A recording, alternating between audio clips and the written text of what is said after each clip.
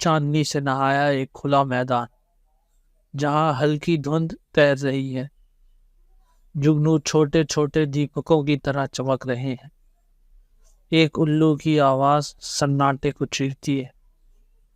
अंधेरे से एक आकृति प्रकट होती है, एक लबादा उड़े यात्री, एलेक, जिसकी आंखों में दृढ़ संकल्प है और गले में एक चमकता हुआ लॉकेट लटक रहा है। भविष्यवाणी ने मुझे यहाँ लाया है, लेकिन तारों के संरक्षक कहाँ हैं? अचानक झाड़ियों में सरसराहट होती है। एलेक तुरंत घूमता है, अपनी कमर से खंजर निकालता है। तुम तारों के संरक्षक को खोज रहे हो? एक प्राचीन पेड़ के पीछे से एक लंबा अलौकिक प्राणी प्रकट होता है। एरियन, अंतिम तारा संरक्षक। तुम्हें अपनी योग्यता साबित करनी होगी। एलेक और एरियन के बीच जमीन पर एक चमकता हुआ प्रतीक उभरता है। यह प्रतीक ऊर्जा से भरा हुआ है। आगे बढ़ो और तारों की परीक्षा शुरू होगी। एलेक थोड़ा झिझकता है, फिर गहरी सांस लेता है और प्रतीक के भीतर कदम रख देता है। जमीन कांपती है और प्रकाश का एक स्तंभ उसे घेर लेता है। एलेक खुद को एक तारामंडल मंदिर में पाता है। इस विशाल कक्ष में, जहां तारों के समूह हवा में तैर रहे हैं, दीवारें प्राचीन खगोलीय लेखों से झिलमिला रही हैं। मैं कहाँ हूँ? एरियन की आवाज गूंजती है। तुम अब तारों के हृदय में हो। इस परीक्षा का सामना करो, अन्यथा शून्य में विलीन हो जाओगे। अचानक काले धुंध से बने रहस्यमयी प्राणी प्रकट होते हैं, जिनकी आंखें बुझते अंगारों की तरह चमक रही हैं। वे एलेक की ओर बढ़ते हैं। अगर यही परीक्षा है तो मैं तैयार हूं।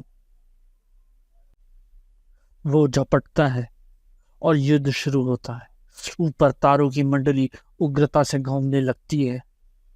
पहला छाया प्राणी झपटता है, लेकिन एलेक नीचे झुककर उसके वार से बचता है और अपने खंजर से ऊपर की ओर वार करता है। प्राणी तारों की धूल में बदल जाता है। दूसरा प्राणी अपनी काली जंजीरों जैसी भुजाएं एलेक के हाथों के चारों ओर लपेट लेता है, जिसकी ठंडक उसकी हड्डियों तक भी पहुंचती है। आज नहीं। वो अपने लॉकेट की शक्ति को बुलाता है, जिससे एक तेज प्रकाश निकलता है और प्राणी चिल्लाते हुए विलीन हो जाता है। एरियन की आवाज फिर से गूंजती है। तारे केवल तुम्हारी शक्ति नहीं, बल्कि तुम्हारे दिल की परीक्षा भी लेते हैं। आखिर बताओ ने, तुम किसके लिए लड़ते हो? एलेक झिझकता है। उसकी सांसें तेज हो जाती और छाया प्राणी उसके ओर घेरा बना लेते हैं।